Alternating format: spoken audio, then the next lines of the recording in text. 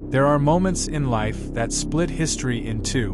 Before it happened and after it changed everything. And for Darius Cole, the moment that divided his life forever began with just one touch.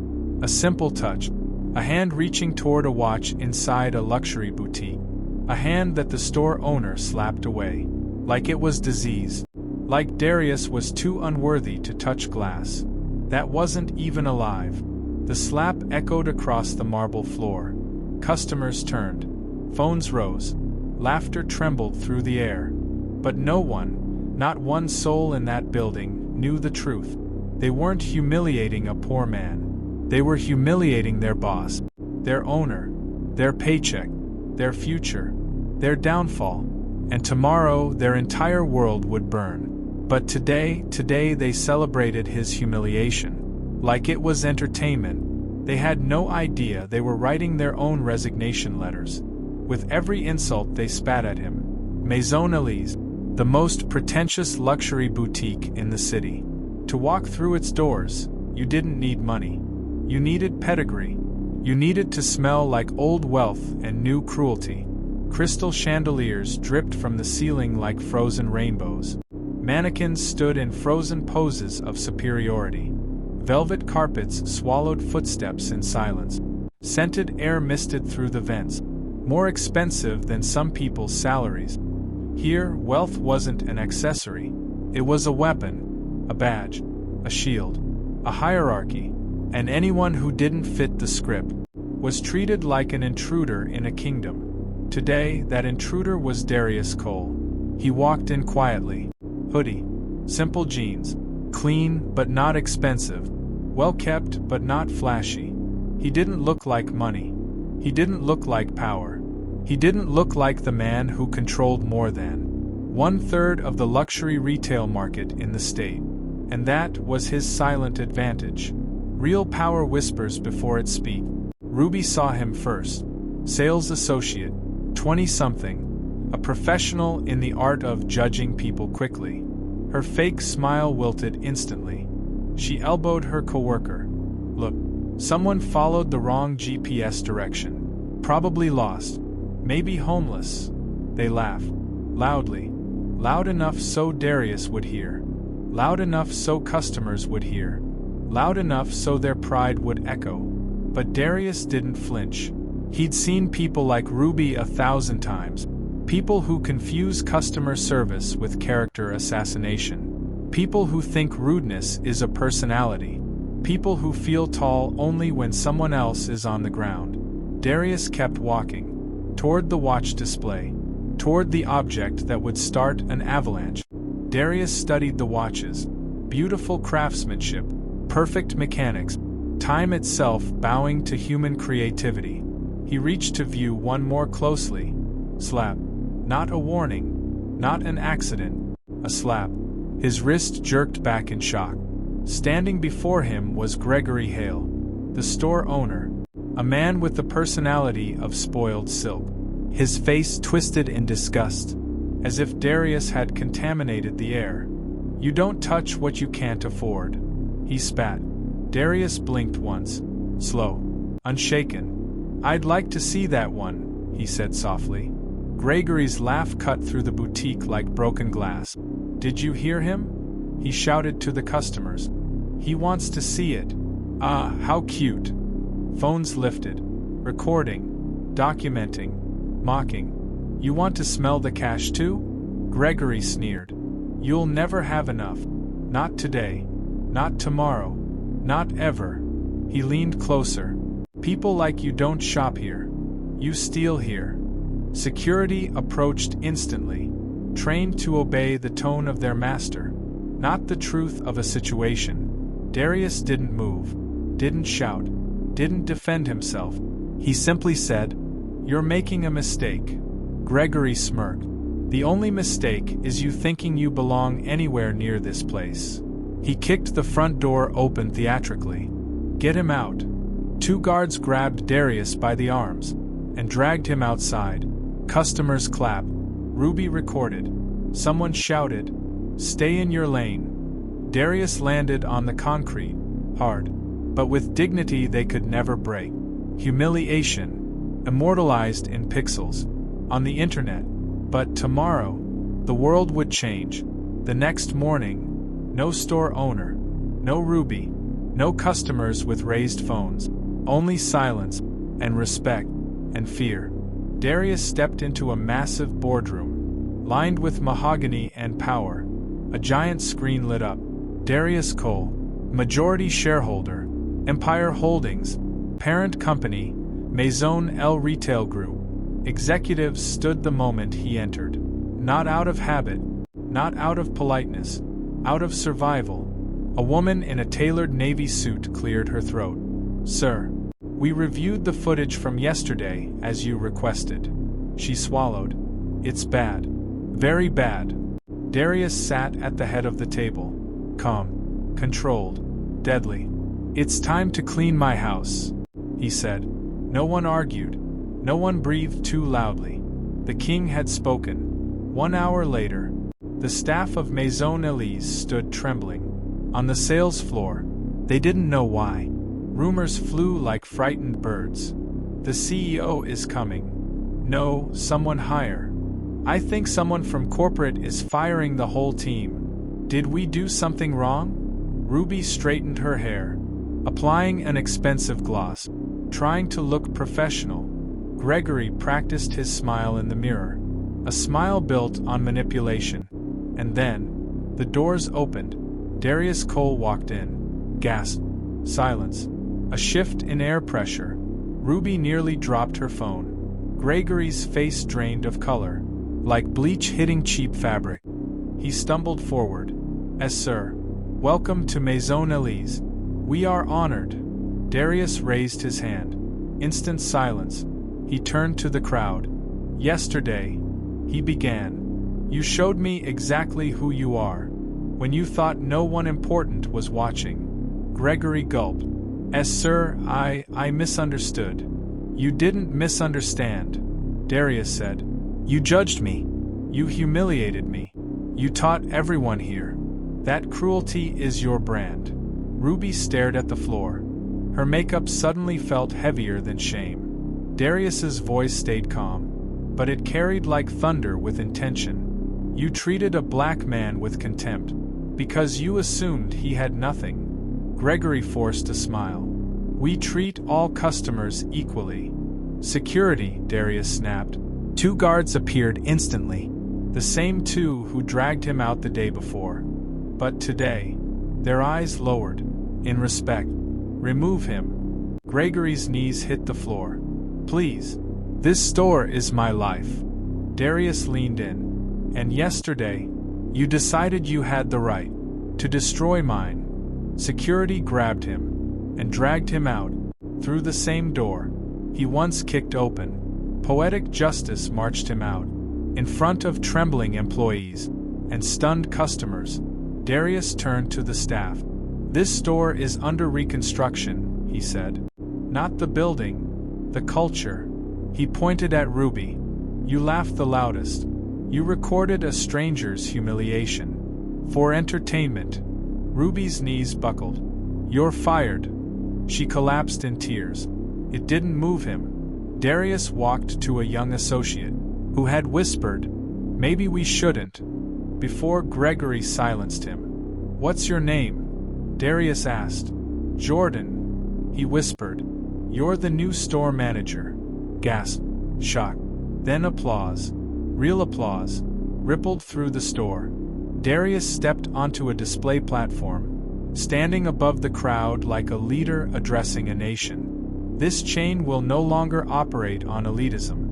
No more profiling. No more cruelty. He scanned their faces. "If you cannot treat every human being with dignity, there is no place for you here, or anywhere in this world." Employees nodded. Some cried. Some clapped. Some finally breathed. A shift had begun. A new era. A new standard.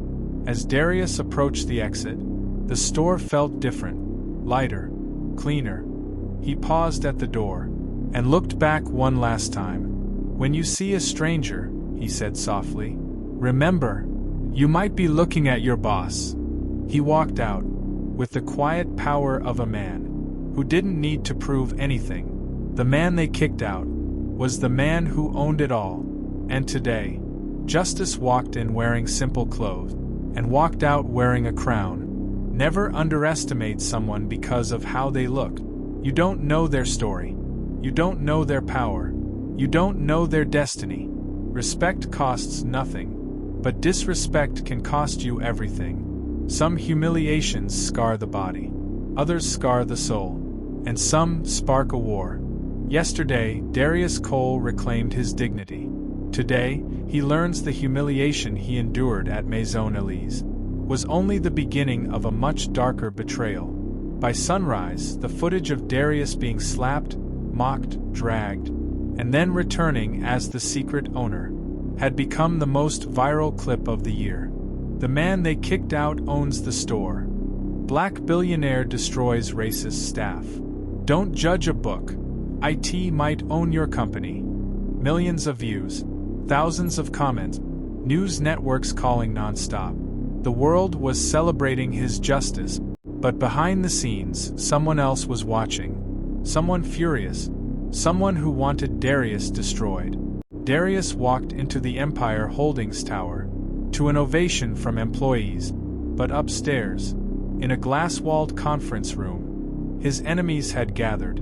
The executives he had trusted for years sat in secret whispering, "He's ruining us. He's making emotional decisions. He embarrassed our brand. We can remove him if we vote." At the head of the table sat Vivian Leroux, icy, elegant, dangerous, the COO of the company. Vivian hated Darius, not because he was wealthy, because he wasn't her kind of wealthy. He built his empire. She inherited hers. She looked at the executives and said, "If we don't stop him, Maison Elise is only the first empire he'll rebuild, and when he does, he'll expose every dirty secret we've buried." A vote was proposed. A vote to strip Darius of power. A vote to end his legacy. That night, Darius returned home. A black envelope waited on his doorstep. No address. No name. Inside was a single sentence. "You think yesterday was victory. Tomorrow is war. Signed, VL. Vivian Leroux."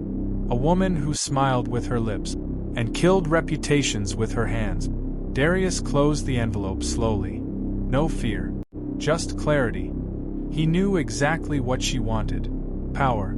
Control. His downfall. But she didn't know something critical. Darius didn't rise from nothing, because life was kind. He rose because life was brutal, and he learned to be stronger. The next morning, Darius returned to the boutique, not to punish, but to rebuild. The store looked different already. Employees stood straighter. Customers were treated like humans, not wallet. Jordan, now the manager, walked beside him nervously. "Sir, we discovered something," he said softly. "What is it?" Jordan handed him a ledger. At first glance, everything looked normal. Revenue numbers, inventory logs, employee hours. But then, at the bottom of the page, Darius saw it. Unapproved withdrawals, fake invoices, money routed to offshore account, all linked to one name. Gregory Hale, the man who slapped him, the man who mocked him, the man who claimed the store was his life. "He was stealing from us?" Jordan whispered. "No," Darius said, jaw tightening. "He wasn't working alone." Later that afternoon, Gregory limped into a dim cafe, far from downtown. He wasn't alone. Vivian Leroux sat waiting, legs crossed, eyes cold. "Well?" she asked. Gregory dropped to his knees. I tried. I humiliated him. I dragged him out. But the guy is the owner."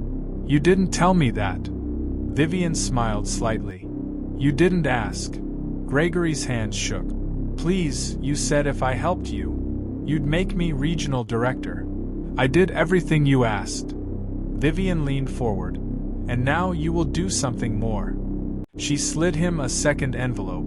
"Burn him." Gregory swallowed hard. "What's inside?"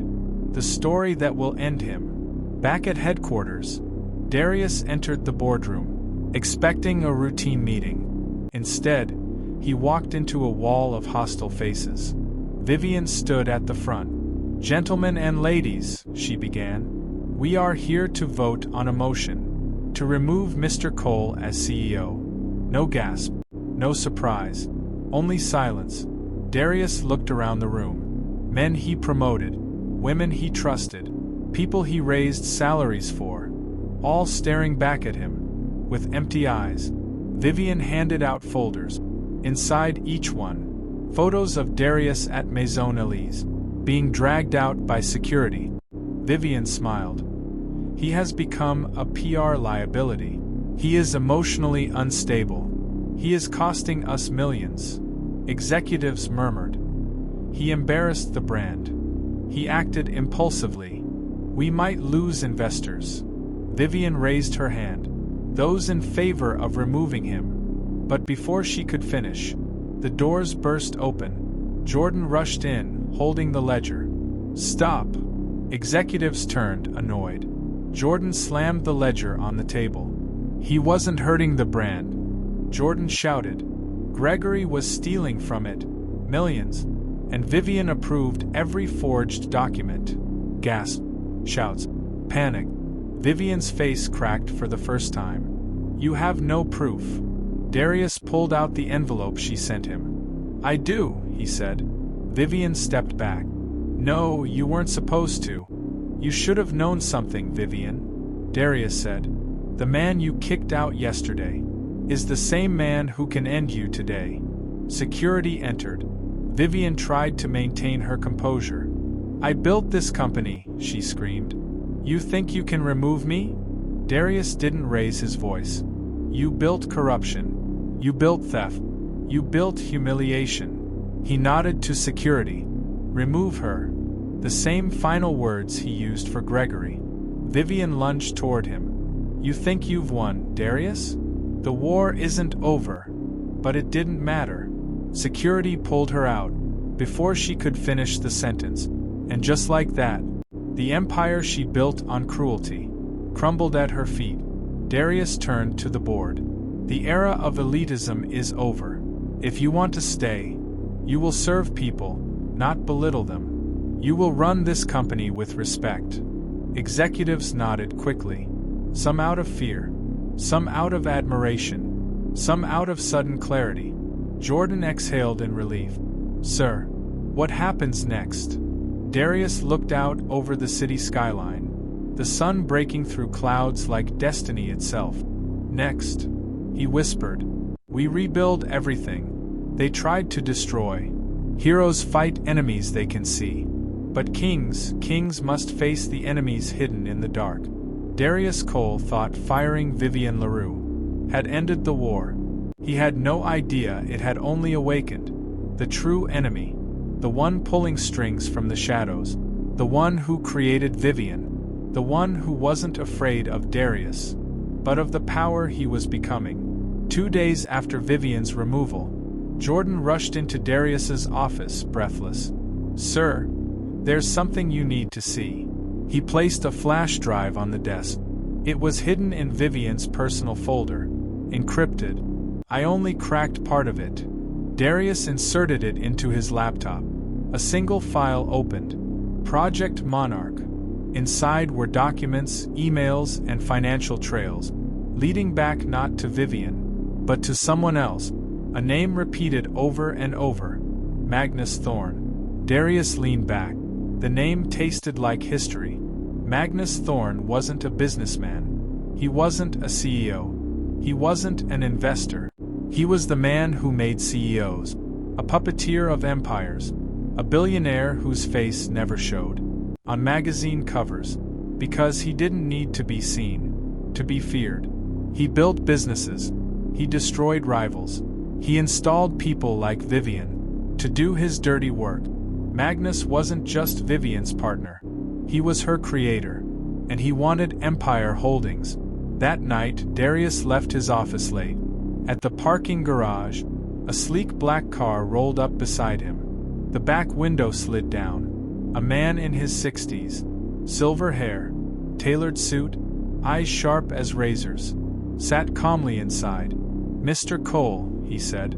"Congratulations on removing Vivian. Impressive move." Darius didn't respond. The man smiled. "I suppose introductions are unnecessary. I'm Magnus Thorne." Silence. Cold.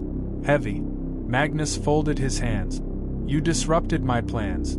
Vivian was useful, but not irreplaceable." Darius stepped closer, unafraid. "What do you want?" Magnus' smile widened. "What I've always wanted. Your empire." Darius stared into those lifeless eyes. "You can't control me." Magnus leaned forward. "Oh, Darius, I already do. You just haven't seen the strings yet." The window rolled up. The car drove off. Darius stood alone in the dim light, realizing something chilling. Vivian wasn't the villain. She was a pawn. Magnus Thorne was the king. The next morning, chaos erupted in the boardroom. A panicked executive burst in. "Sir, the media is attacking us." Screens lit up with headlines. "Darius Cole stole his own company." Insider claims Darius rigged his own power rise. CEOs call for federal investigation. All anonymous sources. All suspiciously coordinated. Jordan looked horrified. They're trying to paint you as corrupt." "Who?" Darius asked, though he knew the answer. Jordan swallowed. "Who else?" "Magnus Thorne." Darius stood. "Get legal on the phone. Prepare financial transparency report. We're not going down without truth." But before he could act, the fire alarm blared. Not a drill. A real evacuation. Moments later, a security officer ran in. "Sir, your office has been broken into." Darius felt his stomach tighten. Magnus was no longer playing games. He was declaring war. Darius's office was destroyed. Papers shredded. Files stolen. A message spray-painted across the wall. "You should have stayed quiet." Jordan's hands shook. "Sir, this is insane. No normal corporate enemy does this. This is personal." Darius closed his eyes. "It's not personal," he whispered. "It's strategic. Magnus wants control of Empire Holdings. Because he's losing control everywhere else." Jordan blinked. "But why you?" "Because," Darius said. "He can't buy me. He can't scare me. And he can't break me." Jordan nodded slowly. "So what do we do?" Darius turned toward the window. His reflection hardened like polished steel. "We fight back, but not with fear. With truth." That night, Darius drove to a part of the city where billionaires never walked. A small community center.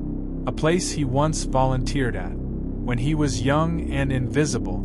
Inside, men and women greeted him warmly. "You're back," one said. "Didn't think you'd remember us." Darius smiled.